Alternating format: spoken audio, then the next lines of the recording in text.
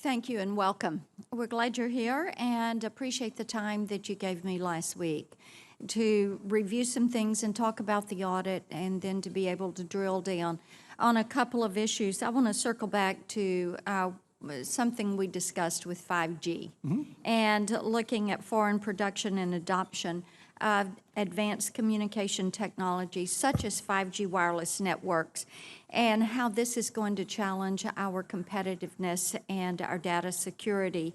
U.S. data will increasingly flow across foreign-produced equipment and foreign-controlled networks, raising the risk of foreign access and denial of service.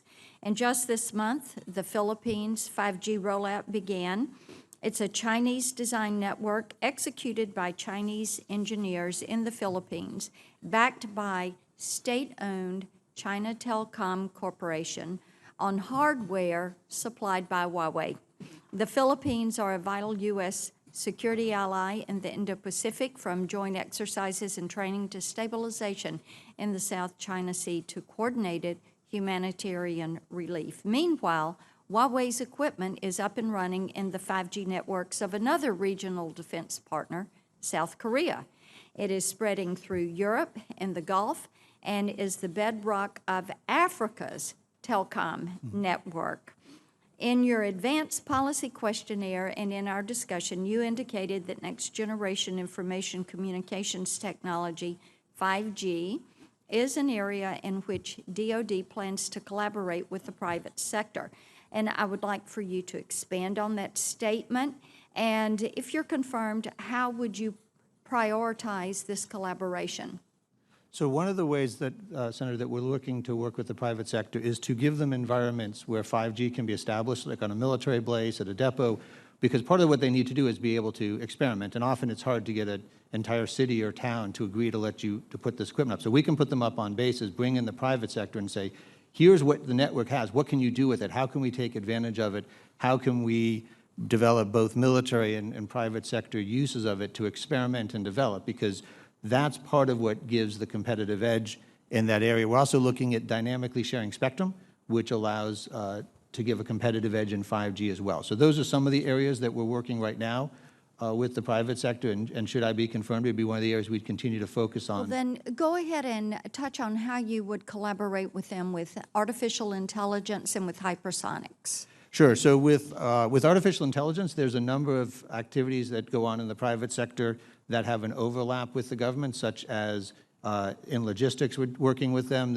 Jake has a project that they're doing, the Joint Artificial Intelligence Center, working with the private sector on disaster relief. How quickly can I use video and identify people in a disaster area so that I know how to rescue them, and using the the power of artificial intelligence to find that in a video faster than a human can. So we're going to continue to use the Joint Artificial Intelligence Center to establish more of those pilots and experiment and expand the range of areas where that cooperation occurs.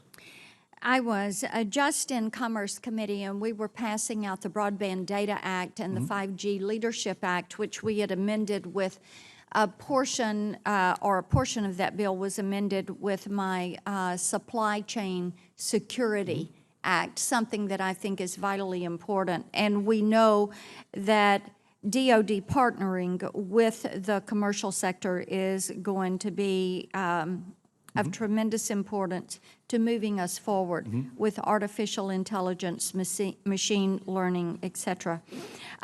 Quickly on cyber,